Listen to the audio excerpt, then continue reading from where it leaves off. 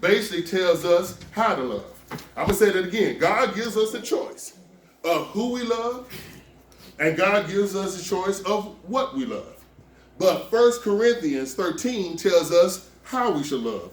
And so starting at verse 4, and I love this because this is love. When you use love, then basically this should be your definition of love, because it says love is patient, love is kind, it does not envy, it does not boast, it is not proud, it does not dishonor others, it is not self-seeking, it is not easily angered, it keeps no record of wrong, love does not delight in evil but rejoices with the truth. It always protects, always trusts, always hopes, always perseveres. And finally, verse 8, love never fails. And so again, I tell you, love is the anchor fruit. You still don't believe me. How about this? Well, just in what I read, it said love. What? Love is what? Patient. So it already tells you that love is already this other fruit. It said what? Love is kind. And I would submit to you, there's some overlap and a relationship between kindness and goodness. So it says love is kind. It said love does not dishonor others and is not easily angered. Well, I would submit to you that goes to peace and gentleness. It said that love is not self-seeking. Now that goes to the ninth fruit, because it basically says if you're not self-seeking, if it ain't about you. See, that's what we got to get to. When it's not about me, when it's about the Lord. See, it's not self-seeking. It ain't about me.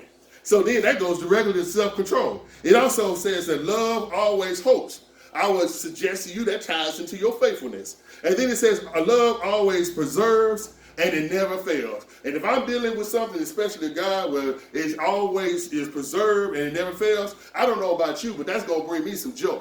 So my thing to you is love is the anchor fruit. And if we listen to the Holy Spirit will grow each and every one of these fruits. If we listen to the Holy Spirit, he will allow each of these fruits to flourish in our lives.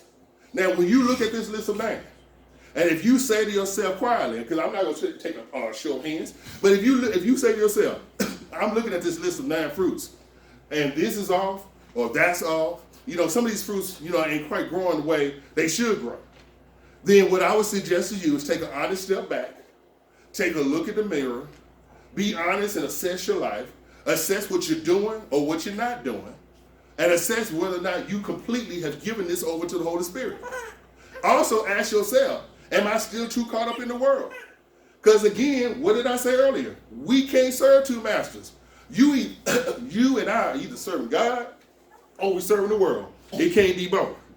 But again, if you will allow the Holy Spirit to work with you, he will cultivate and grow these fruits.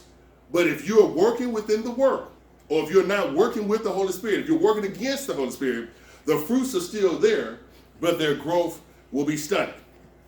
If you want to stay on track, if I want to stay on track, if we want to pursue greatness, then we have to be committed to maintaining a healthy garden of fruit. So you want to stay on track. You say, I want to be great.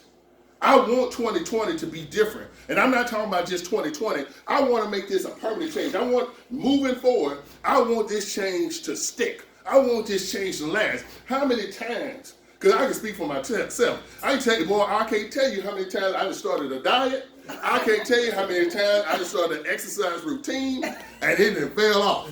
Because I'm telling you, you can look at me now. I done some other kind of exercising that involves my hands and my mouth. Okay, so, but I'm serious this year. This is the year. Y'all think I'm playing. Y'all think I'm playing. Now watch this. Because just like my mom and daddy said, I can show you better than I can tell you. So watch I'm serious this year. And so because I told my wife, I told her shortly after New Year's Day, it may be either New Year's Day or January 2nd, I told her, I said, you know what? I said, I believe I'm a pretty good husband. Now, see, here's how it go, fellas. You get when your wife grunts at you. I said, I don't, ain't giving no opinion. I said, you know what? I believe I'm a pretty good husband. I said, but you know what? I'm going to work on being great. I'm going to work, and I'm going to ask the Holy Spirit. What can I do to be a great husband? What can I do to be a great father?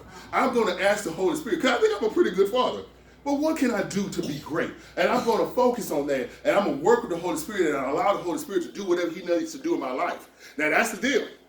When you ask the Holy Spirit to do something, you can't put conditions on it. Because, see, that's sometimes we like, work with me, Holy Spirit, and then you like, well, wait, hold on. Well, work with me to a point. Wait a minute, you taking me too far. You taking me too fast. I don't want to go over here, Holy Spirit. See, the Holy Spirit, when you turn it over, that's what I'm talking about. When you turn it over to the Holy Spirit, you got to turn it over to the Holy Spirit. And whatever he needs to do in your life or my life, we have to submit ourselves to that. So I understand what I said. When I said to the Holy Spirit, make me a great husband, make me a great father. Most importantly, make me a great servant of you, God. So I understand what I'm asking. Now, I don't know what he's going to do to make that happen, but I have submitted myself to that. And I'm telling all of us, if you want these fruits to be great, if you want to be great, then you have to submit yourself to the Holy Spirit. I'm almost done, but I would suggest to you that these other 8 fruits, starting with love, that come before self-control, when they're all working together, they help for us to have self-control. Because if you think about it, that's where we have our most difficulty. Our most difficulty, the reason we commit sin, the reason we get in trouble, the reason we get off track is a lack of self-control. And so that's why we need these other 8 fruits working together. So you got to look at your garden. Make sure your garden's healthy. You got to cultivate these other 8 fruits. Because you cultivate these other 8 fruits, well, guess what? It's going to lead to this 9th fruit of self-control being healthy as well. But if you think about it, that's where we get off track. Self-control. Basically, I want this. Even though God ain't saying, even though God said it ain't for me, I want it anyway. I know I'm doing wrong, but I want it. I know I'm doing wrong, but I want it. When I, that's another one of our problems. I'll speak to myself as well as everybody in this room. If most of your statements as it relates to your spiritual walk starts with I, and instead of God, that's your problem. And that's my problem. I'm talking to all of us. And I've always said, when I preach to you, I preach to myself. In fact, it has to go through my mind. It has to exit my mouth before it gets to you. So actually, it's hitting me before it hits you. So please don't leave here today saying who he think he talking to you. I'm talking to me and I'm talking to you. I'm talking to all of us. And so the bottom line is, if most of our statements start with I, that is the problem. But we want to have self-control, because self-control enables us to deny ourselves. We need to deny ourselves. That way we're more open to God. It prevents us from lashing out based on emotion when we have self-control. Self-control helps us to control our words and our actions more wisely, because we understand words matter. Sometimes for real, sometimes I wish that, sometimes when my parents, had punished me, sometimes I wish, can we just get this over with a whooping? Seriously, because a whooping, it hurts. Now, don't get me wrong. Ain't nobody craving a whooping. But when you get a whooping, at least it lasts that short period of time and it's over. The real punishment is when your mama keeps talking about it. That's the real punishment. Or when your daddy keep bringing it up. That's the real punishment. Boy, I can't believe you. I done work, especially, your mama, because I got an old school mama. I carried you for 9 months, and I can't believe this is the way you treat me, act like this is embarrassing. That's it. And it goes on and on and on. So words matter. So what I'm saying is, I'm talking about words that harm people. We got to be careful what we say to people. We don't know where people are in their walk. You don't know. And I've said this before. Be careful. Even with strangers, you got to be careful. Smile at people. Say hello. Have a kind word. You don't know what people are dealing with. Somebody could be on their way to do something harmful. And your smile, the fact that you said hello, the fact that you said good morning, the fact that you said how are you doing, the fact that you show any interest in them whatsoever may steer them in a different direction.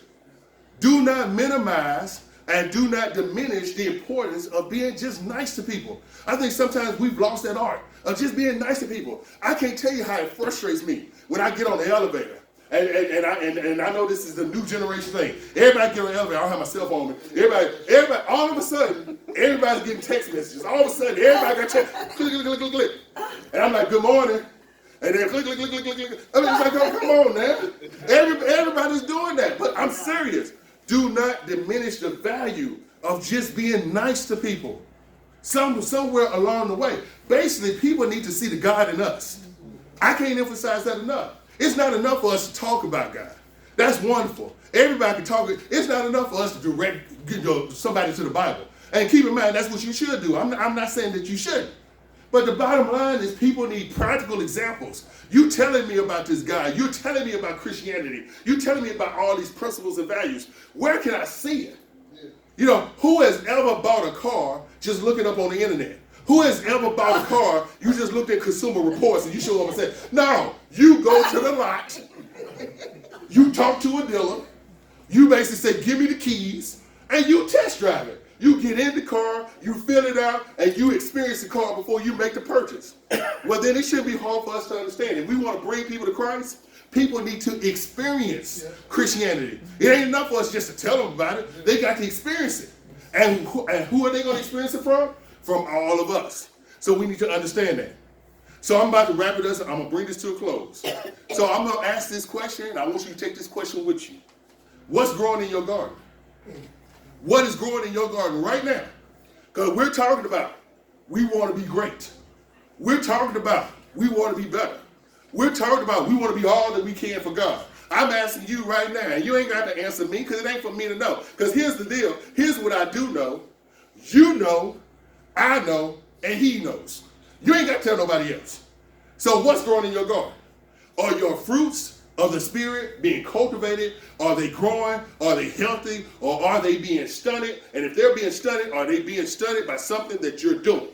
Or something that you're engaged in, or something that you haven't let go. Sometimes we miss our blessings. Because I gave an example about a week or so ago. The bottom line is, I got 2 microphones in my hand, and God's trying to bless me. And God's saying, let this go. Oh, I don't want to let this go. This is what I know. The bottom line is, trust God. If you will obey the will of God, if God says, let this go, put this down, open your hands and say, God, here I am. I will freely receive all that you have for me. God is not. And keep in mind, he could force you, but again, God's the God of choice. And he's like, hey, I told you to put it down. If you choose not to put it down, this blessing that I had for you is going to be delayed. This blessing that you could have received a year or 2 years ago. Sometimes you wonder, you finally get that blessing. You're like, God, what took you so long? And God's asking you the same question. Well, what took you so long? I asked you 3 years ago to put that down so I could bless you. Now you finally got to the point where you've done it. Now here's the blessing. So again, trust God. So as I close it out, what's growing in your garden? Are you working with the Holy Spirit, or are you working against the Holy Spirit? Because remember this, the choice is yours. It always has been. And that's the message for this morning.